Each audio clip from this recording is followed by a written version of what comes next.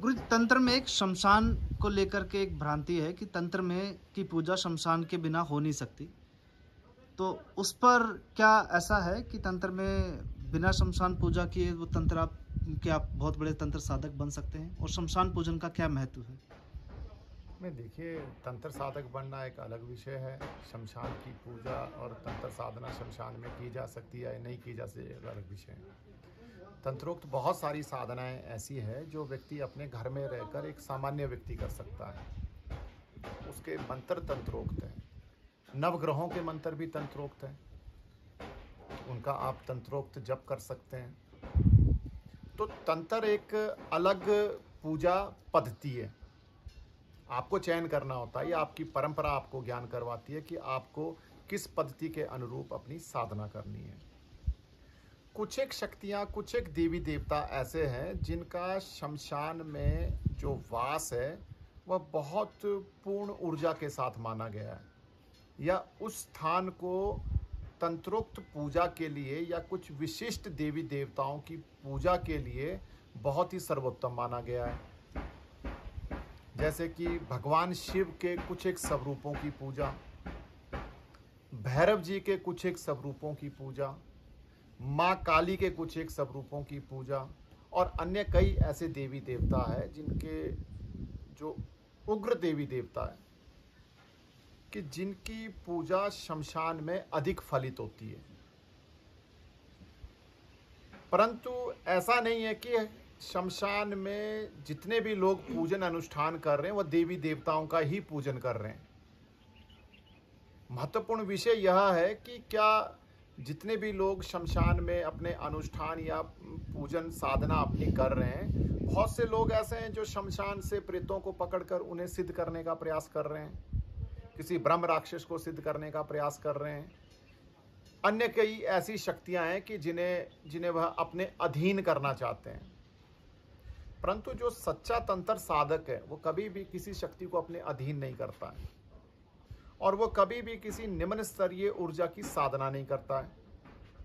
वह देवी देवताओं के लिए समर्पित उसका जीवन होता है। वह उन्हीं की साधना करता है, उन्हीं को प्रसन्न कर कर उन्हें उनके द्वारा ही अपने लिए कुछ प्राप्त करता है, और उसे वह अपने जन सेवा का जो उसका संकल्प है उसके प्रति समर्पित करता है। तो दोनों में भेद है कि हर शमशान में की गई हर साधना को इस दृष्टि से नहीं देखना चाहिए कि यह देवी देवताओं का ही पूजन है, और ना ही इस दृष्टि से देखना चाहिए कि यह कोई नकारात्मक शक्तियों का पूजन है। यह भेद साधक के ऊपर है। साधक के आचरण से यह ज्ञान होता है कि उसका आचरण, व्यवहार, उसकी वाणी, उसका ज्ञान कितना शुद्ध है, उसका व्यवहार जो है वह कितना परिपक्व है। वहाँ से ज्ञान होगा कि वह देवी देवताओं की उपासना करता है या किसी प्रेत की साधना, उसकी उपासना करता है। और जहाँ पर देवी देवताओं की साधना का विषय आता है, ऐसा साधक निश्चित तौर पर आडंबर से दूर होगा, क्योंकि देवी देवताओं की तंत्रोक्त या सात्विक जितनी भी साधना पद्धतियां हैं वह साधना इसलिए की जाती है कि उनकी प्राप्ति की जा सके, और यह जो भवसागर है, जितनी भी सांसारिक माया है, इससे दूर होकर अपना कल्याण किया जा सके।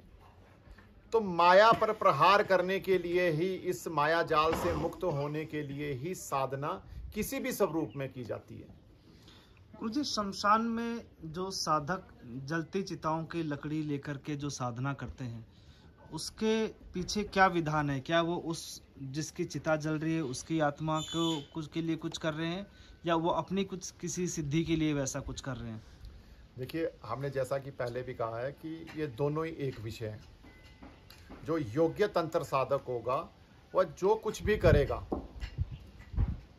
जिस माध्यम का वह उपयोग करेगा, उसका भी कल्याण करेगा और अपना भी कल्याण करेगा। तो यदि योग्य तंत्र साधक किसी चिता के ऊपर यदि कोई अनुष्ठान करता है या चिता की लकड़ी लेकर कोई अनुष्ठान करता है, तो वह सबसे पहले तो जो शरीर है उससे संबंधित जो चेतना थी जो कि उस शरीर को छोड़ के चली गई, सर्वप्रथम तो उसका कल्याण करेगा। तदुपरांत वह उससे निर्मित जो ऊर्जा है वह अपने उपयोग में या समाज के उपयोग में लाएगा।